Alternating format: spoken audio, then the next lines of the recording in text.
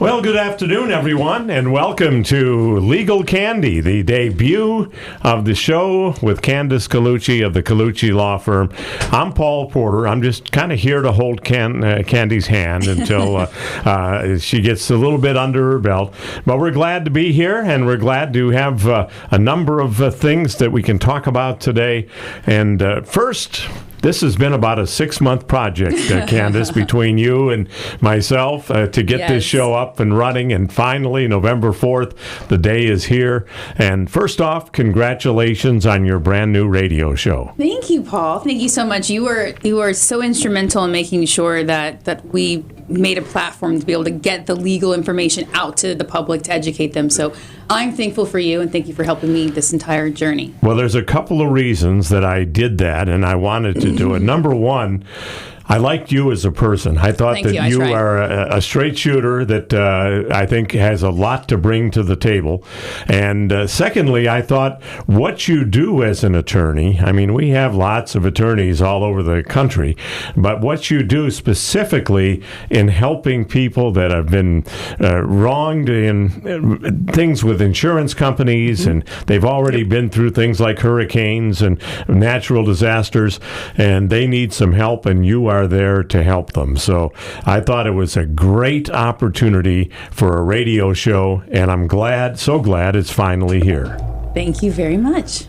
Tell us a little bit about the Colucci Law Firm and what you do at the Colucci Law Firm, and how it's a little bit different than some of your typical law firms. So what we do at the Colucci Law Group and how we are different.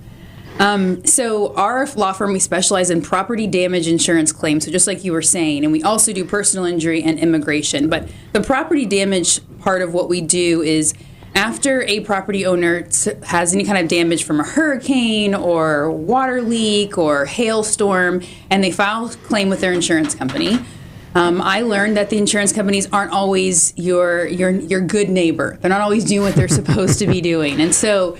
Like a good neighbor, they're not always there. Unfortunately, they're not always there. Yeah, exactly. So once I started realizing that was an issue, I realized, okay, this is what I can do to help people and make sure that they're fully paid for their losses. We started seeing, I had horrible stories where I was finding out when we started helping people after hurricanes. So we were out there giving water, food, gas, and then hearing people's stories about them not being paid, them living in mold-infesting houses. People were cashing in their 401ks and not being able to afford health care services that they need because they were putting all their money towards their house to rebuild because the insurance company hadn't paid them.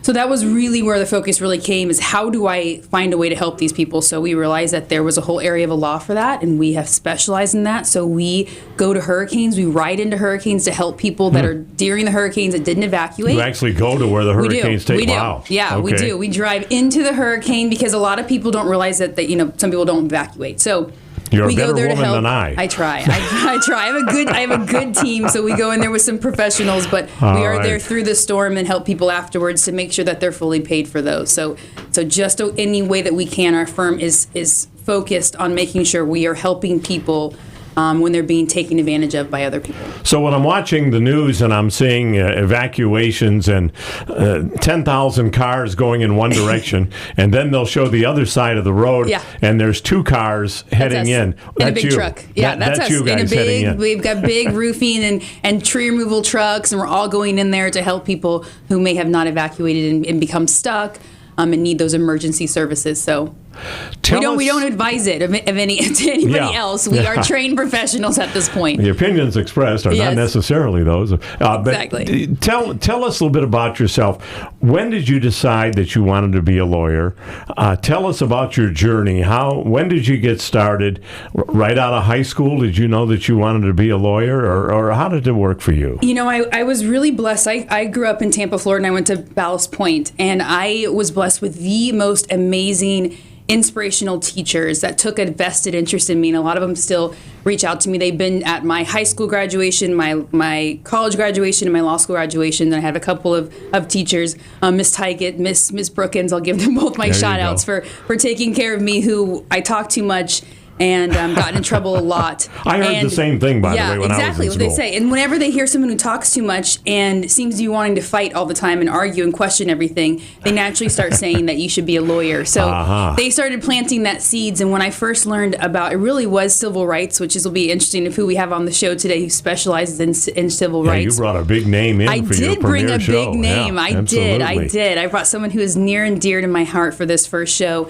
But I started realizing when we first learned in elementary school about civil rights, and I thought how just unfair it was, and it was so devastating to me. And I had a teacher who told me, "Did you know that if you were a lawyer, you could have fought for these people?" And so that's when it all started coming together. When I realized something that passionately affected me, and then I realized that's how I could have made a difference. And so all that together kind of accumulated to becoming an attorney, to be able to get the knowledge that I can not only help myself and my family, but always be able to fight for other people. So that's how I got here. I think we all know there's a lot of work to become an attorney. You don't just put out a shingle and say, I'm now an attorney. Yes. How many years of schooling, how many years of training did it take for you to make this journey? You have to go to undergrad, so you have 4 years of your undergrad degree, and then you have between 3 and 4 years of law school.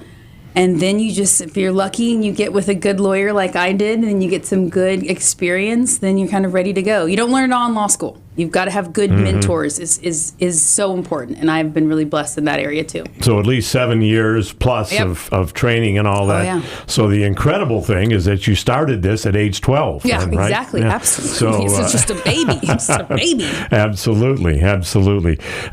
Normally on the program, we're going to talk about issues with hurricanes and natural disasters and insurance companies and victims and all that. But today we have a very special show and a very timely show because something happened in the city of Tampa a week ago tonight that certainly had its effect on you and your family and your family's business. Tell us a little bit about that and who's going to be joining us today to talk about it. Absolutely. So interesting enough, obviously we're planning on starting this from now until the end of the year. We're going to talk about hurricane claims and what that looks like and what does it look like after a hurricane, and then go into kind of more general areas of law, giving people those nuggets, those secrets in those areas of law that they can take that information and potentially be able to use it in their everyday life, or to just feel more powerful going through their everyday life of knowing what their rights are. So that was our really kind of goal for the show. And then it just so happened, unfortunately, a week ago, my family owns a nightclub in Ybor City in Florida, in Tampa, Florida, called Club Prana. And so I had been at the club there. It was a huge celebration on Saturday night. You know, there's people all over the streets because it's the way Ybor is. It's kind of like a mini New Orleans in that it's got a bunch of clubs on one main road, and it was also Halloween. It was Saturday before Halloween, so everyone's there in costumes. Just to have a good time. Yeah, have a great time. It really is. That whole entire area. I've been going there not only as my family own it, but I have been in Ybor going to that nightlife scene since I was 17, maybe 18 years old, kind of in that area. And so I've been going there for years. And our family has had a nightclub there for over 20 years. And so we were there having a great time. And then I ended up leaving at the end of the night, and about 15 minutes after I had left 7th Avenue, which is the main road on Ybor where the nightclub is, that is when I started getting the frantic phone calls from our staff letting us know that there had been a shooting on 7th Avenue, which is the main road right in front of our nightclub. And it's just insanely scary. I can't imagine what people were going through when they were there. And unfortunately, it resulted in two deaths, and about 16 people or so were shot. And it caused just absolute panic. People were running all over the place and going from a nightlife where people were really having a great time to now fearing for their life has really ended up happening there. And it really just caused, you get the panic. You hear the shots, so everyone just really starts running in all directions. But it was kind of isolated to one area. And so based on that was an unfortunate incident, and then it all kind of unraveled to where the most recent thing was that the city decided that they wanted to potentially shut down the nightclubs early, which would have affected, again, us personally. So ended up in this whole entire fight. So who we have on today is we have Luke Leroux, who is a famous trial attorney and does civil rights and constitutional rights. And he also is our family lawyer. And so I brought him here today to kind of talk about to the show and let him know, what does it look like from a criminal perspective? What has happened so far criminally? And then what does that mean from a constitutional perspective? What are your rights as a business owner when a city tries to do that? And I think this was just primed to give everybody kind of an eye-opening experience. You only get a little bit from when listening to the news.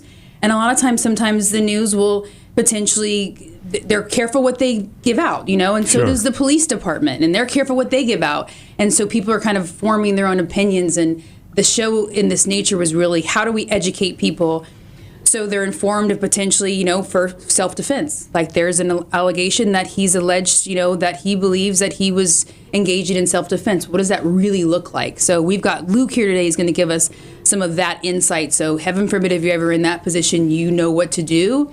You know what your rights are. So that's kind of the plan. Well, as people listen to the program today and in weeks ahead and months ahead, they're going to learn more and more.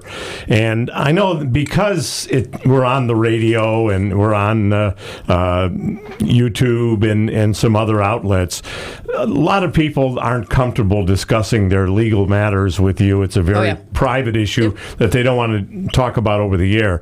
But if someone has a question for you, or maybe you brought something up that sparks a question in someone's mind, how can they get in touch with you at the Colucci Law Firm, or make an appointment and see if there's something you can do to help them? Absolutely. So if you want to reach out to us to give us any more information or to ask some more questions, you can call our office at 727-733-9438.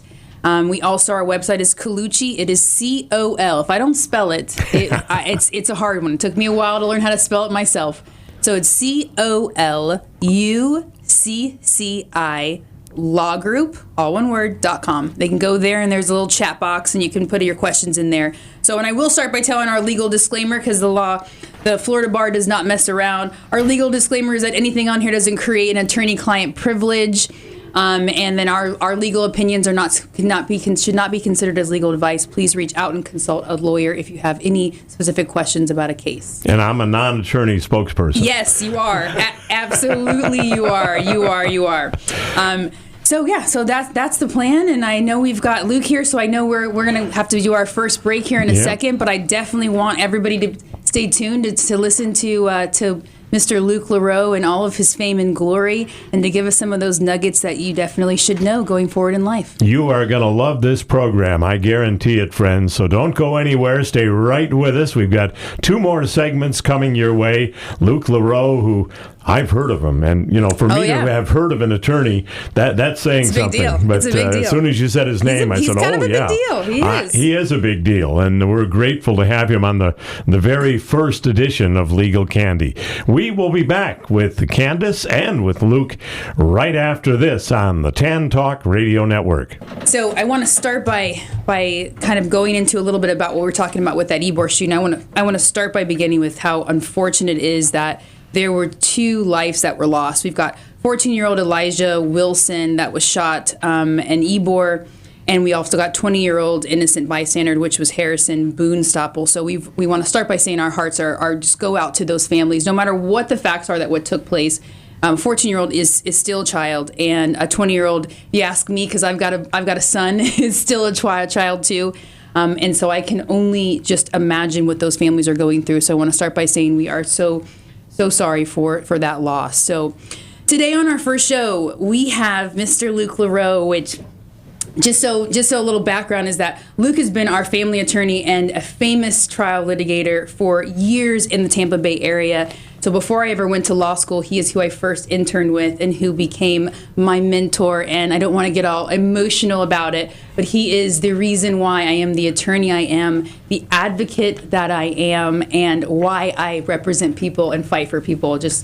I've never met anybody who puts so much behind every single case that he does, and nobody's considered just a number in his office. And if you came in with any crazy story, which we know because of the years that I worked for Luke, if you had any crazy story and you came into his office and you were telling him and you thought, and every other lawyer had closed their doors, he's the one who listened and said, all right, let's figure out who we can sue for taking advantage of you. And so Luke was the real reason why I felt so motivated to go into law and continued forward. So I worked for him for years, and then he gave me all of the wings I needed to begin my own law firm. So if it wasn't for Luke, I wouldn't be here. He is just phenomenal trial attorney. He does constitutional rights.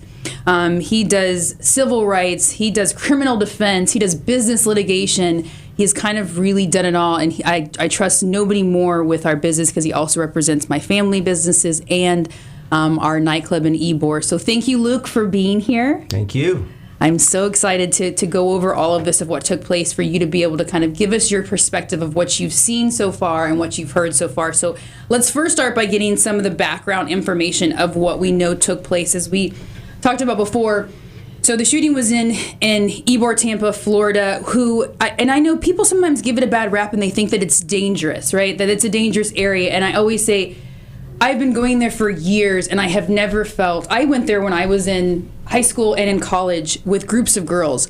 I have never felt unsafe. I have never been molested, accosted, any of those things on that road. There has been some times, like in any area, where there have been some fights that have broken out and people have been harmed. Over the last 20 years, I think there has been, a couple of shootings, a stabbing, and now this unfortunate event. I mean, that's over 25 years in one area, and at this point, school systems can't even say that now, unfortunately. So it is not a dangerous area, and I want to make sure the police department has been doing amazing too to patrol those areas. The city has really been making an effort. They blocked the road. That was the newest thing. They blocked the road again, so the road is blocked for that safety purposes. And so it is a safe area, and unfortunately this was an unfortunate event, which our information is pretty much telling us that there were two groups of gangs that had been hanging out. One of the groups of gangs contained kids that were 14 and 15 years old, and the other group had a 22-year-old in it, and they started an altercation that ending up in gunfire that is highly, highly unfortunate. And so the information that we've kind of gathered so far is that they definitely were, the 14-year-old who was shot, it looks like he was the evidence is showing that he is part of a gang. I think that's what we're seeing, right? And that's been interesting because, take it from your perspective, from a legal perspective too, is why hasn't there been any talk about it being connected to gang activity? You have any idea? When we were at the hearing the other day in front of the Tampa City Council, when they, through what we thought was a knee-jerk reaction, decided that because there was an issue with Ybor City, the first effort that they would exert to try to take care of the problem was to close all of the bars at 1 a.m. Yeah. Needless to say, this had nothing to do with the bars, and it was just really troubling that they would take that step, or at least make that threat, when, as I said to the city council, those bars are probably the safest places in the country. They've got security security staff, off-duty police. They have security consultants come in and train everybody. Yep, absolutely. They wand them down. They pat them down. I mean, Ybor City has been known as a very vibrant place with lots of nightclubs, lots of places of public assembly, as the legal term would go. And to immediately assume that the clubs had some connection to this was really, really problematic. So when we went to the city council the other day, we addressed them. We told them, look, we understand. We also share in the sympathy that's been expressed for these families. But it's not my clients that are causing these problems. And based on the evidence so far, they weren't at any of the clubs. No. Yeah. They hadn't even been there, and I think they had been in an area near there where it's been heard that they had kind of been hanging out prior, and then it kind of spilled over into that main area. But they weren't even at the clubs. No, not at all. Not at all. I mean, obviously you can't get into a club if you're 14 years old. And it did look to be gang-related. The response that was sought from the chief of police was basically not answered because it's still an investigation in progress. So even the city council, in asking him, was this gang related? What do you know about this? He didn't want to take any risks at all, so he really didn't answer any of their questions. And you could tell they were very frustrated by that. But fortunately, a lot of the city council members wanted to hear more facts before they considered this devastating limitation on the hours of operation for the club. So you were there. You did a great job in your presentation. Thank you. I tried. I learned from you. I think I went after you. I went after you, but you spoke so eloquently, which you always have. And the idea is we showed up there to give our opinions of what we felt was, and you said it right, and from a constitutional perspective, is the idea if the government is going to do something like that, like limit a business from 3 a.m. to 1 a.m., which is the most pivotal time for a nightclub, what does it require for them to do that? They've got to scrutinize it to a certain level. Like, is there something they have to show, or can they just come in there and say, you know what, we've decided this shooting happened near here, we just want to close everything down? Right. Well, first of all, every club there has property rights. Yeah. The liquor license, the business, the money they spend on the chairs and the napkins. Yeah. Those are property rights that are worthy of protection.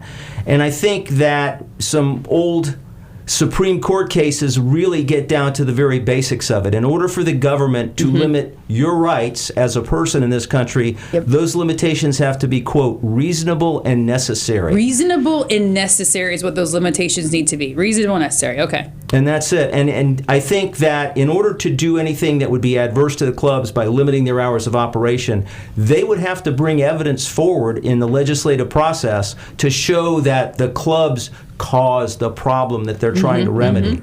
And I think a lot of times politics really makes these quantum leaps. There's a disconnect there that really doesn't help anybody. And then, there were 30 or more people there that felt, oh my gosh, this is how I earn my living. There were servers that came. That came and spoke. It was beautiful. It was a community coming together in response to this threat to their livelihood, to their freedom, to their income. Is this the first time, because you have represented nightclubs, businesses for years, is this the first time that people have had to come down to city council in order to fight for their rights to stay open in Ybor City? It's not. It's definitely not. But here's what's very different about this. The city council came out with that idea the day before the hearing. No. And they basically put it in the newspaper. Yeah. Everybody's like, what is this? Where did this come from? What connection does this have to this tragic shooting? And more people came that quickly. Yeah. That was just astonishing. And it just shows how much people are paying attention, how much they care. Yeah. And I think everybody there said, look, we're going to pay attention. We do what we can do. Everyone really was saying, hey, these are all the things that we're doing to make sure this area is safe. And then they also came with suggestions and comments of how you could do other things, like how do we get into the community and try to stop this gang-related behavior, all the way down to the fact that there's so much research that say, how do kids get their hands on guns? They're getting them from opened cars, like unlocked cars. So people were talking about maybe we locking the cars, we do community events for these kids. Do we all start having more cameras? And we've got tons of security. Something like Club Piranha, on a given night, there could be 75 security members, and we've got people outdoors, and then we're also patting down every single person, looking in all of the bags. So everyone's doing what they can. But it was really scary for business owners because that can be the difference between succeeding and failing financially for something that you have put your life into. And I think that's what the public, like even with, unfortunately, the COVID shutdown, when we were fighting, because that's the last time we were standing there, it was noise. We've done noise ordinance, and then we were standing there with COVID. But we understood the need to protect people. We understood that. We're all on the same page. But it has to be, I think, and from that constitutional perspective, is the least restrictive means. What's the least restrictive means? And when you're doing a total shutdown and everybody's invested their livelihood, I think the public sometimes doesn't grasp that and go, hey, this is a business where people make a living, but also a business of people who've invested so much into it.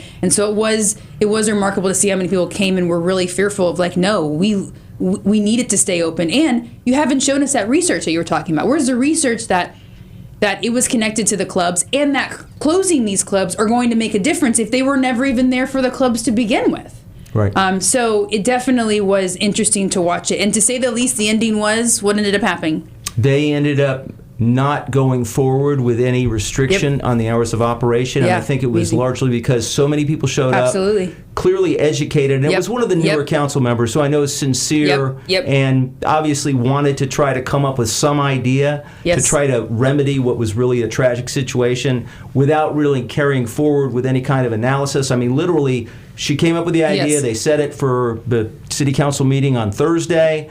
And that's when everybody showed up. And I give her credit because she listened to everybody and basically admitted that her idea was really something that was a sincere effort on her part to make things better. But now that she's heard of the evidence that we brought to the table, she'd like to rethink it and explore other options. And I give her credit for that. And that was great. Yeah, Politicians never back down. I know, and she really did. And I think I have so much respect for the way that the council handled that meeting, because I also really liked who was a councilman who started off and literally started going, whoa, why are we jumping into solutions without you explaining to me what the problem is. And I was like, we've been to council meetings where sometimes I'm sitting there going, what is happening here? Well, we're fighting for our life is what it felt like, you know? And while they're sitting back and making these decisions, but I felt like that time it was a different energy that really was, the council was going, wait, tell me what's really going on, so then we can figure out what the solutions were. And that's exactly it. What's the problem? If you're telling me there's 14-year-olds who are causing this, and none of them can even go into a club, then then you telling me you're going to shut a club down isn't a solution to the actual problem. Right. So I thought there was good questions that were asked, but I'm very thankful for the council for investigating and making those decisions that were based on the evidence that was before them. If I can just jump in here, yes. Luke, does this mean that this idea of closing at 1 o'clock is gone forever? Or could they come back with a different version of it? Or is this something that could keep coming back? It's definitely a potential threat. I mean, obviously, with any political body, they can do what they want to do, and more often than not, it's based on political concerns rather than the reality of the situation. Mm-hmm. It seems to have lost its appeal for now, politically, but we can never rest. We have to stay vigilant, we have to stay alert, and whatever solutions they come up with, we've offered to participate in helping them in doing the research and helping hire experts if they're needed. And what we said we would do is, if you come up with an idea, bring it to us. We're the ones there every night. You've heard of some tragic situations, but we live this city. And if you need our help, we're happy to give it. So I think for now we're safe, but we need to be able to continue with this line of communication that's all important. And that's why I'm fortunate to represent Candace, her family, and I represented them before I ever met Candace, but it's always been a privilege. Candace, I remember sitting in your office and you said, if all the school shootings that have occurred, you're going to shut down all the schools because this is where the school shootings occur. That's not really practical, and it's pretty much the same thing that you're talking about here. That's what I felt like before. I'm like, unfortunately, some of the most dangerous places have gone statistically at this point are going to be schools, malls, the movie theaters. Like, those things have become increasingly dangerous, but we're not limiting those hours and really restricting them. We're trying to figure out, how do we get to the core of the problem? What's the core of the problem with the whole thing with gun violence and all of this stuff? Where is it originating from? And I think that was a good question that was being asked too by people out there, is going, have you gotten to the core of what's happening? Because I thought someone made a great statement, and they said something like, even if you close down that street, all you've done is relocated them. Right. So where are they going now? And so that's really, and as a government entity and as people listening in, we should go, you're right. How do we get to the core of that problem? So I think, and it's easier asked than answered, because I can be the first person to go, I don't know where I know maybe where you start is in school. So I think we'll talk about exactly in that instance of who these people are. So from our information that we're getting is that the information that we've gathered is that, so an altercation takes place between a 22-year-old male, and he is Tyrell Phillips. And so the evidence is showing that there's an altercation between him and the 14-year-old who ends up getting shot and killed. And the 14-year-old is Elijah Wilson. And they both have, looks like, street names. Baby E is his name, and the other one's got a street name. They're rappers. I think they're both rappers. They both have various videos out of them rapping. The witnesses have tons of witnesses that are saying that they saw gang signs being thrown up. They were very, very clear this was going to be a gang altercation and a gang fight. And the video that I have seen and slowed it down looks to me, and this is just my opinion for me looking at it, is that the two males are very close to each other, and it looks like the 14-year-old goes to pull something out of the sweater out of his, he's got a hoodie sweater on. He goes to pull something out of maybe the pocket in his sweater. The other kid on the other side, because they've been arguing, the 22-year-old, he then pulls his weapon and shoots super quick. So it was like an old-fashioned unfortunate duel is what it looked like. Right. And one was just a little bit too slow. It looked like the 14-year-old, when he goes to pull, to me it looks like that he goes to pull his weapon. I don't know who was scared first. I don't know who started it or any of that stuff, but it looks like he gets a little frightened and starts to kind of run back, and then that gives the other kid the instance to actually shoot first. So we know that, unfortunately, Elijah ends up dying. He dies right there. They never take him into an ambulance. the 20-year-old kid from my high school, actually graduated from my high school, younger than me. I know a lot of people who know him. I know of his family. I danced at his family studio when I was younger. It's heartbreaking. He, I guess, got shot from the information that he got shot in the back and was paralyzed, and then was brought to the emergency room and died there. The pain in my stomach is just overwhelming to think about both those families. And I guess, Elijah's family, his father has done an interview saying this is the second time my child has died from gun violence. And he ends it with saying, we have got to stop the gun violence. And so that was just, it's just unfortunate the whole thing happened. So Tyrell Phillips then gets charged with second-degree murder, and we're going to talk about what does second-degree murder actually means when we get back from the break, because that is different than first-degree murder, and a lot of people don't know what that looks like. But we'll give you some tidbits on what second-degree murder looks like, and when and how can you use that self-defense that now he is now put forth as his defense. If I can make a request, yes. I'd love to hear you and Luke discuss, yes. and that is, has this affected this week businesses in Ybor City? Yes. It was, 7 days ago that this happened, and I've heard that some businesses are down just because people are afraid to go there now. So I'd love to hear you and Luke talk about that. Yeah, absolutely. I can tell you that last night down in Ybor at our nightclub, Club Prana, it was very, very scarce. It was nothing like the way it looked before, and I can tell you there's nowhere safer than I can imagine right now than Ybor. We have over security. ATF was there. The police department was there and I think double numbers. I think there's a lot of police department that was there. People that were really protecting the area. So if you want to be safe, that is where you should go now. I know it's hard to tell people that, and they're afraid, and I get it. But I can tell you from experience, 'cause I've been down there, it is very, very safe, and it usually is safe, and this is an isolated incident. So we are talking about the Ybor shooting that took place in Ybor, Florida. And I want to go into the criminal side of this, because this is so interesting. I was always interested in criminal law.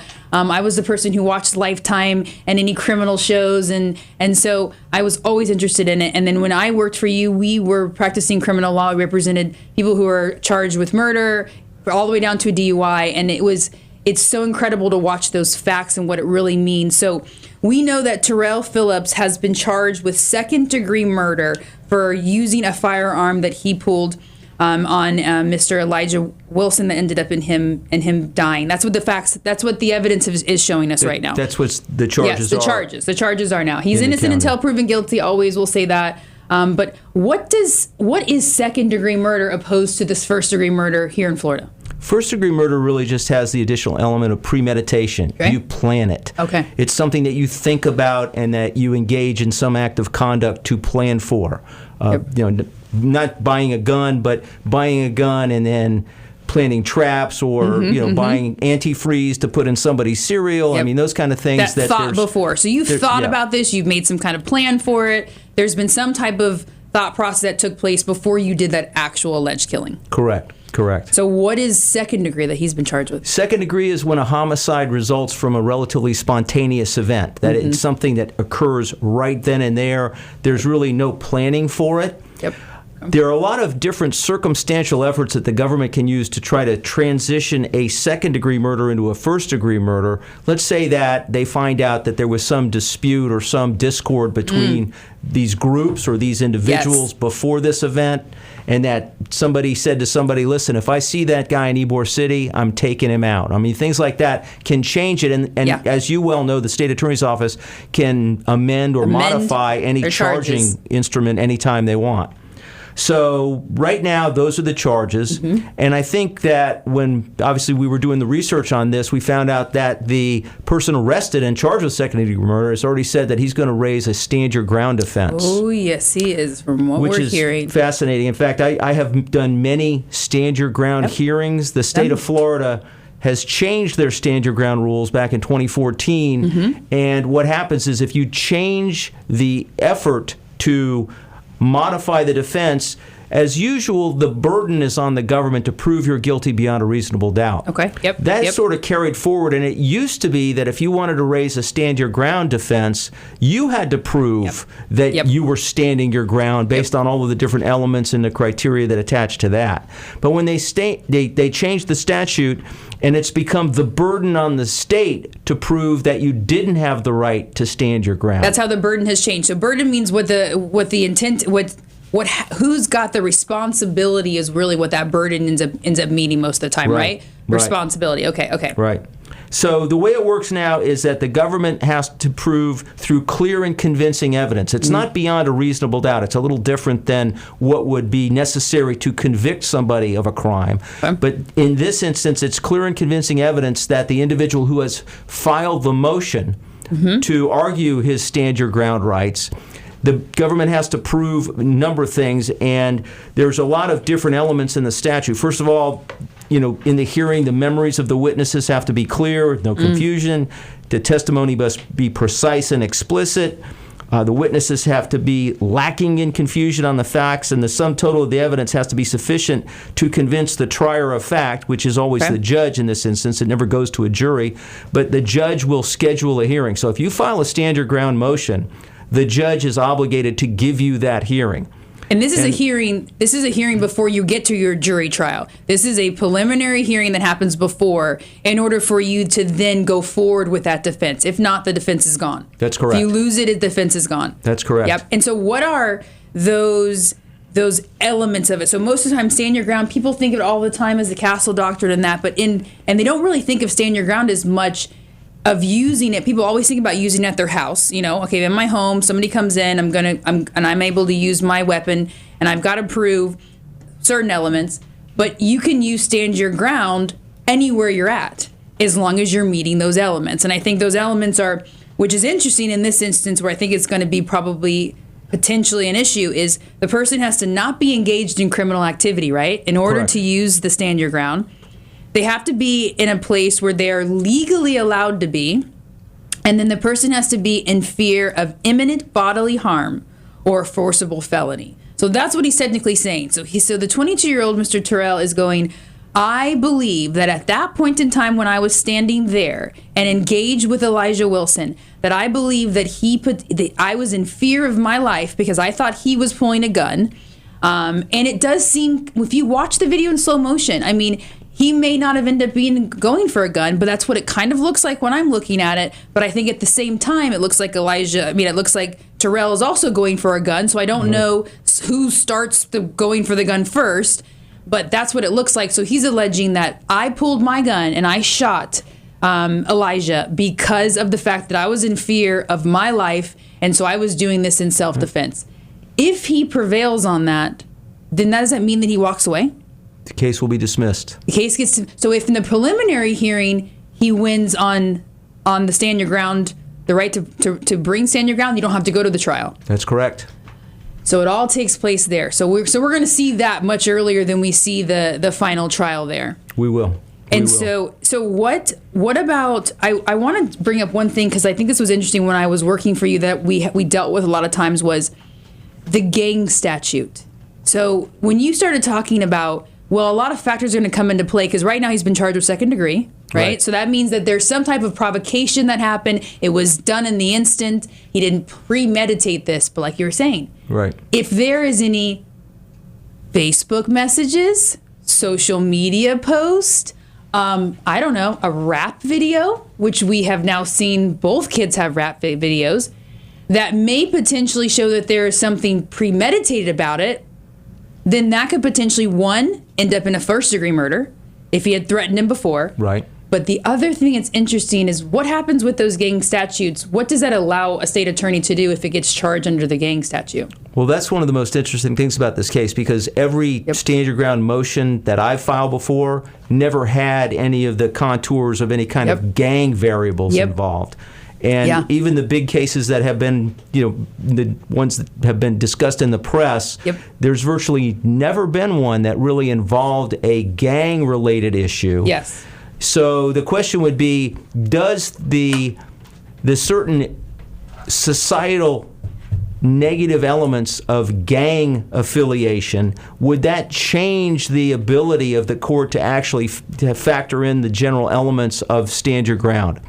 And I don't know that there's ever been a case that's directly addressed that issue. So this would be a case of first impression. Yeah, because as we were talking, you don't get to raise stand your ground if you're engaged in criminal activity. So that would mean if it's determined that Mr. Tyrell, when he was out there, was engaged in criminal activity, then he now loses the right to he's missing one of the elements of stand your ground, and now he's not allowed to now utilize it and go forward. And I think a lot of that's going to be proven circumstantially. Yep. I think that's exactly what we're looking at. The interesting part about that gang statute, which I always thought, is that the gang statute now allows enhanced penalties. So they're able to enhance the penalties of the crime, but they've got to prove that this was some result of gang activity, which looks like just from the stuff that we're seeing, we're seeing that. But the interesting part is this is what I always think was so different, is that in a normal case, when you're being charged with a crime, things like your life before the day of that event don't get to come in. And people don't realize that with a criminal trial. They're like, well, I heard all this on the news. Why didn't any of that stuff come in when I watched the trial? It's because of the rules of evidence. Right. Those things, anything that's going to make them look bad, that bad guy evidence, doesn't get to come in, except when they charge it under the gang statute. So if they get enough, then now they get to bring in the rap videos and all those, like some of those social media posts that we're seeing where the rap videos are talking about shooting people, lying to the police, like those are all in it. And who knows if they were true or not when they're making the videos. A lot of kids are, talking about things they haven't done. But then that becomes evidence for a jury to hear and to potentially use before that can literally kill their arguments that could have been legitimate in nature. Right. And that's heartbreaking. And I mean, it becomes so complex from a constitutional standpoint, because if you're a member of a gang, do you not have the freedom of association to be part of any group that you choose to be part of if there's no overarching criminal activity? I mean, I think that certainly if we look at this case, people had the right to go to Ybor City. Groups have the right to go to Ybor City. But it all depends on what was the plan, what was discussed, what, if anything, actually entered the minds of the people that were there. So if we take out all of the gang variables and we just focus on that, if in fact someone is pulling out a gun and the person who feels that he's in imminent death or great bodily harm, and he wants to prevent that by using deadly force against the person that he thinks could kill or hurt him, then those are the elements of the Stand Your Ground statute. So this is going to be really interesting to see how this unfolds. It is. And we're going to keep on talking about it because I want to. So we're probably going to end up circling back around to the story as it unfolds. What I want to talk about now is something that we learned a lot in law school, and then it comes into play in these criminal cases, is the subjective versus objective standard when it comes to the Stand Your Ground, because I have seen in my heart and soul that I believe that there are people who believe that they were in fear of their life, and that's why they pulled their gun. And so that meets that subjective standard, but then a jury came back and said, when we looked at it from our perspective, we don't believe that you were in fear of your life. So explain the difference between those two and how they're so important when it comes to if you ever are in a situation where you think you're going to have to use Stand Your Ground. Well, what's those different things? We remember the famous case that occurred not even far from where we're located right now. And initially it looked as if the person who... And that was it was at the movie theater shooting? No, this was the one outside the convenience store. This is the Circle K. Where the guy gets knocked down. Okay, yeah. He's on the ground. He's an elderly guy, I think, right? Is he older? No, he wasn't that much older, but I mean, he was definitely not as big as the original aggressor. Okay. So he gets knocked down. He gets knocked down, but then the aggressor starts backing away, and then the gun comes out. So what happened to that imminent threat?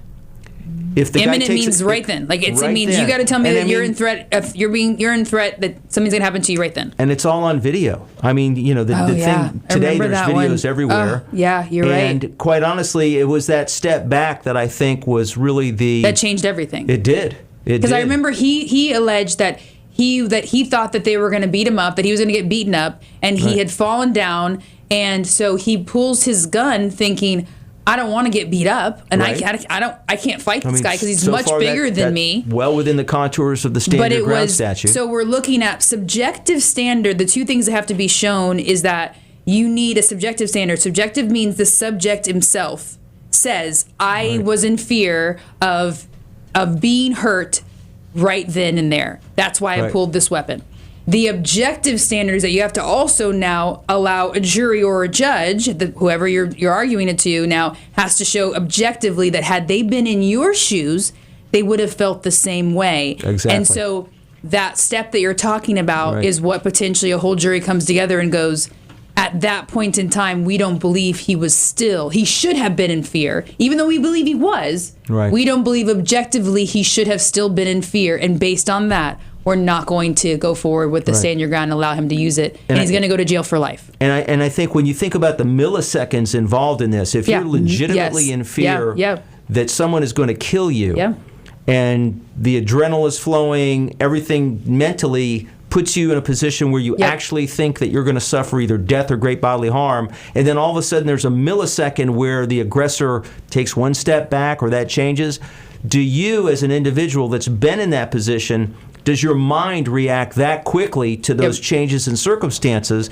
I don't know that it does, but I think in the cases that I've seen, just from the outside looking in, jurors and judges, certainly when the cases get denied, the motion to stand your ground gets denied and it has to go to a jury, they don't give any kind of flexibility for people in that time it takes to sort of recover from being terrified. To emotionally come down on it and to do that analysis, because it'd be hard sitting in the middle of that moment going, is he backing up because he's going to go grab something? Is he backing up? So it's like you have to still kind of be processing in your head, am I in imminent fear of being harmed to that level? And we've also seen before where if somebody's pushing you, are you allowed to then turn around and shoot them? Because remember I think we've seen before where it's like this type of violence coming to you has to be the type of violence that you're reacting with sometimes. Or if you exceed that, that's another way that now a jury or a judge can say that you lose it. So it is really scary because I know a lot of people are now with the new laws for Florida about being able to carry your weapons. I think that now we're in a place where people have to really be informed of what their rights are, of when they can use their weapon. And what that looks like, because if not, it can turn into, unfortunately, the wild, wild west of kind of what we've seen. So I think that's been such good information of like looking at that stand your ground, which we'll see. We'll see how it unfolds from that criminal perspective with him, because now he's obviously has pled the self-defense, and what does that look like going forward? And so we'll continuously touch base on it. And so you said that you've won the stand your ground motion more times than I can imagine at this point, but you have a recent one I think that you were handing me. This was interesting. It was a place of public assembly in Hillsborough County, and it was a security guard that was literally 6'3", probably 350 pounds. And just a huge individual. The person that was the initial aggressor was maybe 5'4", 120 pounds. It's late at night. This aggressor has consumed alcohol, but he's the one that started it. And quite honestly, there was a huge civil case filed. The civil case wasn't quickly resolved, and then the victim went to the state attorney's office and then got the gentleman charged criminally. So now he's got a civil case. The club is involved in the civil case. And then he's facing a felony for aggravated battery. So we're running out of time. We proved it, and there you go. And there you go. So if you guys ever need Luke LaRoe, it's LaRoe, Lirot. What's your phone number, Luke? 727-536-2100. Please reach out to Luke if you have any questions. Criminal, business, literally a little bit of everything. We look forward to seeing you guys next Saturday on Legal Candy, where we are going to have a whistleblower on from the insurance company who used to work for them to tell us about the fraud behavior that he has seen from the insurance companies from working with them. So he will be here to tell us all that so you can get those good secrets and knowledge of how you can better protect yourself. But Luke, again, I can't thank you more for being here and everything you've done for me. Truly my privilege. You're very special, and I wish you nothing but the best. Thank you. Thank you. Bye, everyone.